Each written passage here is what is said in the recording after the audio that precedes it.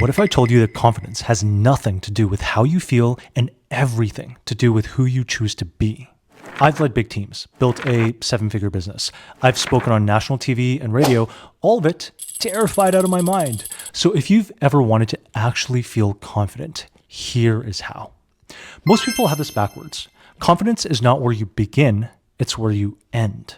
In my live streams and coaching sessions, people ask me, John, how do I become more confident? I get it. Most people think that they need confidence before they can act, right? They try to achieve this through affirmations, telling themselves, I am confident in front of a mirror. Does it work? Yeah, for a minute. And then it fades, right? That's why in my 20s, telling myself lies in the mirror and faking it until I made it did nothing. Because affirmations and emotions don't last. Identity does.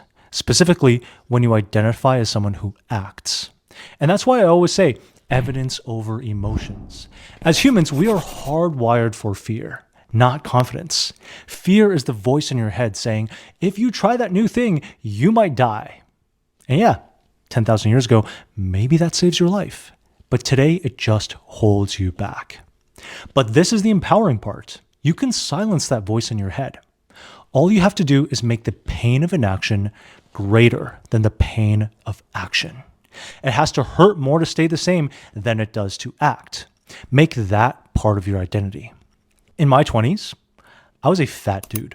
I remember eating McDonald's while working overtime at 2 a.m. And that was fine because I didn't care if I was fat. But one day, I realized I did not want to be fat anymore. I always thought that I was athletic. I know, even though I was a fat dude. But when I broke my back carrying my niece one day, that identity was shattered. And the pain I felt was so great that I got off my ass and decided to change my life. I stopped worrying about if I would look stupid in the gym. I just started doing the healthy stuff that healthy people do. And then something magical happened. Eating unhealthy started to hurt more than eating healthy. Not going to the gym started becoming so painful that I didn't mind the pain of the workout itself.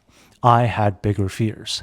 Fears that threatened the identity that I was building, meal by meal, rep by rep.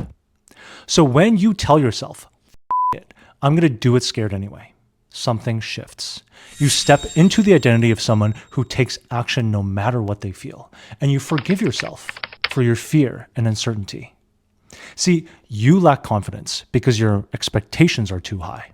You're afraid that you won't succeed, but you don't realize success is not a goal that you set. Success is an inevitability when you do the small things right. And that starts with doing something.